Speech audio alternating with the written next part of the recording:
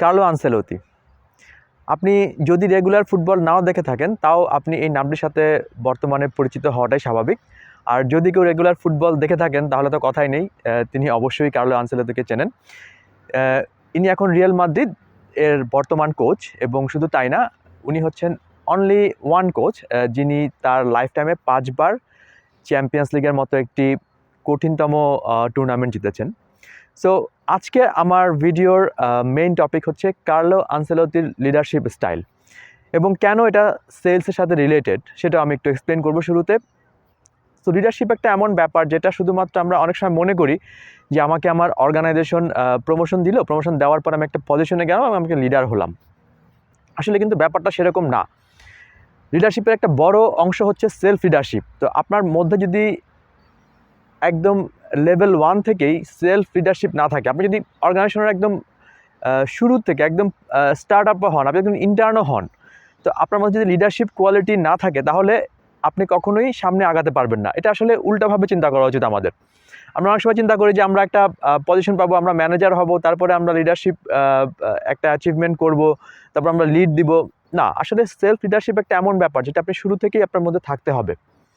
তো self leadership create করার জন্য আপনাকে কিছু পড়াশোনা করতে হবে, কারণ সব কিছু আপনি যে একদম নিজের থেকেই জানতে পারবেন এরকম না। তো যখন আপনি যারা সাকসেসফুল লিডার তাদের স্টাইল অফ লিডারশিপ স্টাডি করবেন, তখন দেখবেন যে আপনি অনেক কিছু জানতে পারছেন। তো এই কথাগুলো কেন বলছি, যে কার্লো আনসেলোতিকে আজকে সবাই চেনে because he is so successful. He has been successful for several years, but recently উনি 5 বারের মতো ইউসিএল জেতার পরে ওনার উপর ফোকাসটা এখন অনেক বেশি। তো বেশ অনেক বছর আগেই একটা বই উনি লিখেছিলেন যার নাম হচ্ছে কোয়াইট লিডারশিপ। তো কোয়াইট কেন, আসলে কোয়াইট শান্ত কাম লিডারশিপ কেন? তো লিডারশিপ বলতে আমরা সবসময় বুঝি খুব অ্যাগ্রেসিভ হতে হবে, সামনে আগে ভোকাল হতে হবে, অনেক বড় বড় স্পিচ দিতে হবে।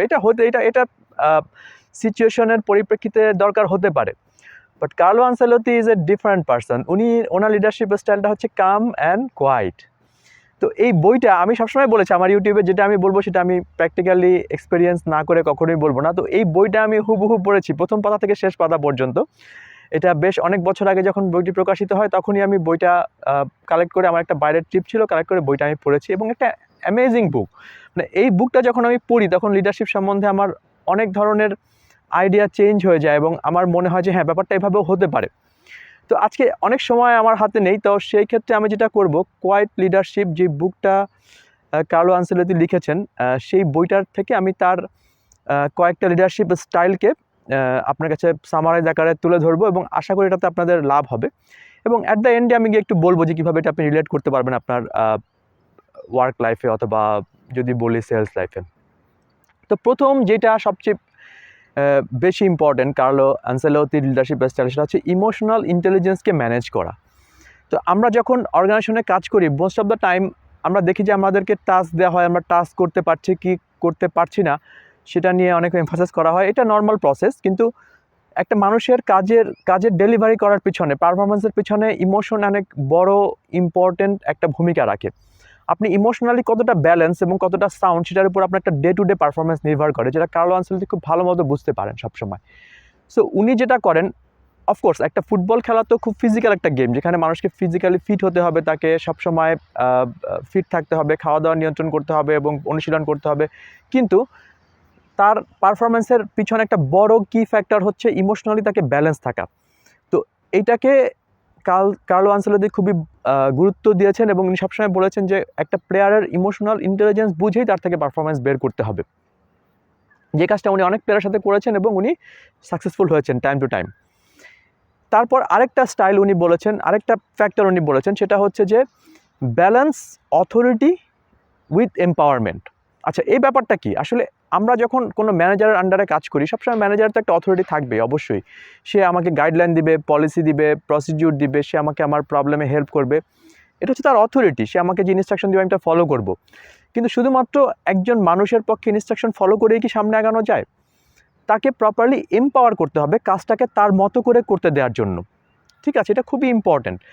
এটা হচ্ছে অথরিটি এবং এম্পাওয়ারমেন্টকে ব্যালেন্স করা। মানে এরকম ফ্রিডম দেওয়া না যে সে যা ইচ্ছা তাই করতে পারবে, আবার তার সব কাজ একেবারে মাইক্রো ম্যানেজ করে অথরিটেটিভ আকারে কন্ট্রোল করাও না। তো কার্লো আনসেলোতির one of the leadership style হচ্ছে উনি ব্যালেন্স করেন অথরিটি এবং এম্পাওয়ারমেন্টকে। উনি যদি দেখেন কোনো প্লেয়ার খুব ক্রিয়েটিভ কোনো মুভ করছে, কোনো ক্রিয়েটিভিটি তার মধ্যে আছে, উনি হয়তো তাকে সেটা করতে দিবেন, কিন্তু এমনভাবে দিবেন যেখানে সে সাকসেসফুলি করতে পারবে। শুধুমাত্র ক্রিয়েটিভিটি দেখালেও হবে না, আবার উনি অথরিটেটিভভাবে তার মুভমেন্ট কন্ট্রোল করলেও হবে না, দুইটা মিলেই উনি ব্যালেন্স করেন। আরেকটা বড় ফ্যাক্টর কার্লো আনচেলত্তি লিডারশিপের স্টাইলে যেটা উনি বলেছেন সেটা হচ্ছে যে অ্যাডাপ্টেবিলিটি এবং ফ্লেক্সিবিলিটি। এটা খুবই ইম্পর্টেন্ট। এটা একটা প্র্যাকটিক্যাল এক্সাম্পলও আছে যে উনি তার খেলার স্টাইল ডিফারেন্ট সময় চেঞ্জ করেছেন। আমরা অনেক ম্যানেজার দেখি যে একটা স্টাইলেই খেলে যায় এবং তারা মনে করে ওইটাকেই ধরে রাখতে হবে, তারা স্টাইল ফোকাস মূলত। কার্লো আনচেলত্তি সবসময় change with the style based on the situation. For example, সম্ভবত 2014 বা 15 সালের দিকে উনি, তখন ক্রিস্টিয়ানো রোনাল্ডো একজন লেফট উইঙ্গার হিসেবে খুবই হাই পারফর্মার। সম্ভবত টিমের রিজনে তখন রিয়াল মাদ্রিদে হ্যামেস রড্রিগুয়েজ বলে একজন প্লেয়ার ছিলেন, উনিও লেফট সাইডে খুব ভালো খেলতেন। তো উনি দেখেছেন আবার ক্রিস্টিয়ানো রোনাল্ডোর গোল স্কোরিং অ্যাবিলিটি ভালো, তো উনি তখন ক্রিস্টিয়ানো রোনাল্ডোকে সামনে খেলিয়েছেন একটা স্ট্রাইকার পজিশনে, এবং ক্রিস্টিয়ানো রোনাল্ডো ওই পজিশনটাকে দারুণভাবে অ্যাডাপ্ট করে এবং ওই সিজনে সে অনেক ভালো গোল করে।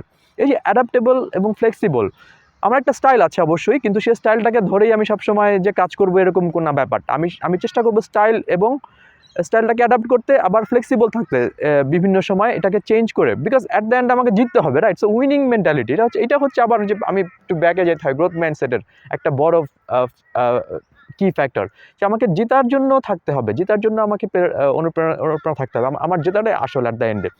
স্টাইলকে ধরে রেখে আমাকে জিততে হবে এমন কোনো কথা নেই। সো টাইম টু টাইম আমি স্টাইলকে ভ্যারি করতেই পারি। আরও দুটা কি ফ্যাক্টর বলি অল্প সময়ের মধ্যে। একটা হচ্ছে কন্টিনিউয়াস লার্নিং অ্যান্ড ইমপ্রুভমেন্ট। এটা কার্লো আনচেলত্তির খুবই বড় একটা অ্যাসপেক্ট। এখন ওনার যে এই যে উনি আছেন, সেই এইজে উনি সবসময় শিখছেন এবং কন্টিনিউয়াসলি উনি ডেভেলপ করছেন। উনি সবসময় ডিফারেন্ট টিম নিয়ে খেলছেন, কিন্তু ডিফারেন্ট টিমের সাথে উনি ভালো রেজাল্ট বের করে আনছেন। এটার একটা বড় কারণ হচ্ছে যে কন্টিনিউয়াসলি শেখা এবং কন্টিনিউয়াসলি নিজেকে ডেভেলপ করার মতো মেন্টালিটি থাকা। আচ্ছা, এটা একটা লাস্ট পয়েন্ট, সেটা হচ্ছে ক্রিয়েট এ পজিটিভ এনভায়রনমেন্ট। তো আমরা যখন কোনো কর্পোরেট টিমে কাজ করি, অনেক সময় দেখি যে ফেলিওরটাকে হাইলাইট করা হয়, বা ফেলিওর হলে সবাই খুব হতাশা হয়ে পড়ে। স্পেশালি সেলস লাইফ, এটা তো খুবই ডে টু ডে ঘটেই, তাই না? আপনার সেলস টার্গেট মিস হয়েছে, কোয়ার্টারলি টার্গেট আপনি জিততে পারেন নাই, তো সেই ক্ষেত্রে সবসময় একটা নেগেটিভ ইম্প্যাক্ট থাকতেই পারে। কিন্তু কার্লো আনচেলত্তির মতে যদি আপনি ভালো পারফরমেন্স বের করে নিতে চান আপনার টিম থেকে, তাহলে সবচেয়ে বড় একটা কি ফ্যাক্টর হচ্ছে আপনাকে পজিটিভ এনভায়রনমেন্ট ক্রিয়েট করতে হবে। সবার মধ্যে একটা পজিটিভিটি থাকতে হবে। হ্যাঁ, দু একটা ম্যাচে আমরা হারতে পারি, আমরা দু একটা টুর্নামেন্ট নাও জিততে পারি, but that's not the end of life, right? So আমাকে পজিটিভলি চিন্তা করতে হবে এবং সবসময় একটা পজিটিভিটি থাকতে হবে। তো আমি জাস্ট 5টা কি ফ্যাক্টর বললাম, এগুলো আসলে বইয়ের অনেক ডিটেলসে লেখা আছে। তো আমি যেহেতু হিন্টস দিয়েছি, আমার মনে হয় যে আপনাদের এটা কাজে লাগতে পারে। দেখেন, সেলস লাইফের সাথে যদি আমি কমিউনিকেট, এটাকে যদি আমি রিলেট করতে চাই আমার সেলস কমিউনিকেশন বা সেলস লাইফের সাথে, আপনি দেখবেন যে আমার প্রায় সময় কাস্টমারের সাথে আমার কমিউনিকেশনগুলো সবসময় যদি আমি একই স্টাইলে করি, নাও কাজে লাগতে পারে। আমাকে অ্যাডাপ্ট করতে হবে কাস্টমারের ডিফারেন্ট স্টাইল, এবং ফ্লেক্সিবল হতে হবে আমার অ্যাপ্রোচে।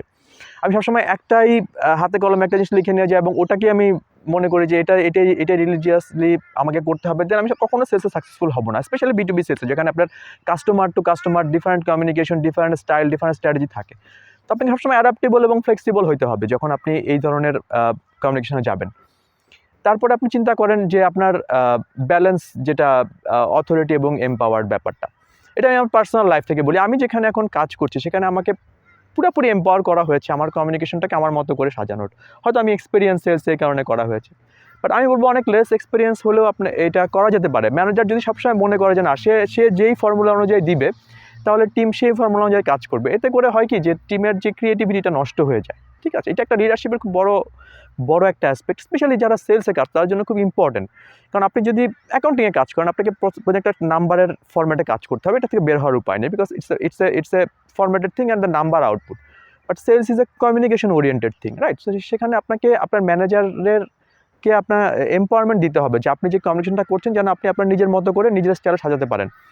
কেউ আছে একটু বেশি ভোকাল, কেউ আছে একটু কম ভোকাল, এক্সট্রোভার্ট, ইন্ট্রোভার্ট, অ্যাম্বিভার্ট, অনেক ধরনের ব্যাপার আছে। কিন্তু তাকে তার স্টাইল অনুযায়ী যদি কমিউনিকেট করতে দেওয়া হয়, তাহলে সে আরও ভালো করবে।